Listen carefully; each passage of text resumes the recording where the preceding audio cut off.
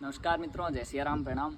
मित्रों, आज हम नीति शतकम को सरल करने का प्रयास करेंगे, जो कि उज्जैन के पूर्व राजा हुए एवं संस्कृत साहित्य के महान कवि भर्तृहरि जी द्वारा रचित है। भर्तृहरि जी ने 3 शतक लिखे हैं, जो कि शतक त्रयम के नाम से प्रचलित हैं। श्रृंगार शतकम, जो कि उन्होंने अपनी पत्नी पिंगला के प्रेम में लिखा था। नीति शतकम एक राजा और कवि के सम्मेलन में उन्होंने राजा और कवि का जो संयोग होता है उसमें उन्होंने नीति को लिखा, अर्थात नीति शतकम। और जब उनको धोखा मिला, आखिर में उन्होंने वैराग्य प्राप्त किया, तो उन्होंने वैराग्य शतकम लिखा।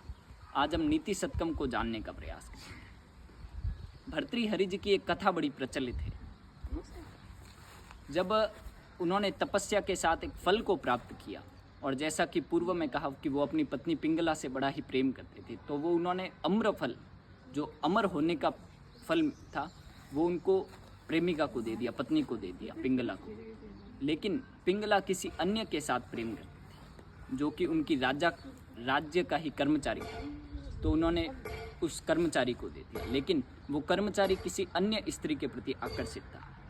लेकिन वो आखिरी में अन्य स्त्री वहाँ के राजा, उज्जैन के राजा भर्तृहरि जी से आकर्षित थी। जब उनको ये पता चला, वो स्त्री ने आखिर में वो फल भर्तृहरि जी को दिया, तो उन्होंने सबको राज दरबार में बुलाया, और आखिर में जब पिंगला को बुलाया तो उन्होंने अपनी तलवार को और अपने मस्तिष्क को नीचे करके ये श्लोक बोला कि याम चिंतयामि सततम महिषा विरक्ता साप्यन्यम इच्छति जनम स जनो अन्यासक्ता अस्मत्कृते च परितुष्यति काचिदन्या दिक्तांच तंच मदनंच इमांच मांच। जिससे मैंने प्रेम किया वो किसी अन्य के साथ आसक्त है, लेकिन जो अन्य है वो भी किसी अन्य के साथ आसक्त है, ऐसे मुझ पर धिक्कार है, ऐसे कामदेव पर धिक्कार है। और कल हम आगे की ओर अग्रसर होंगे, आगे के श्लोकों पर। धन्यवाद।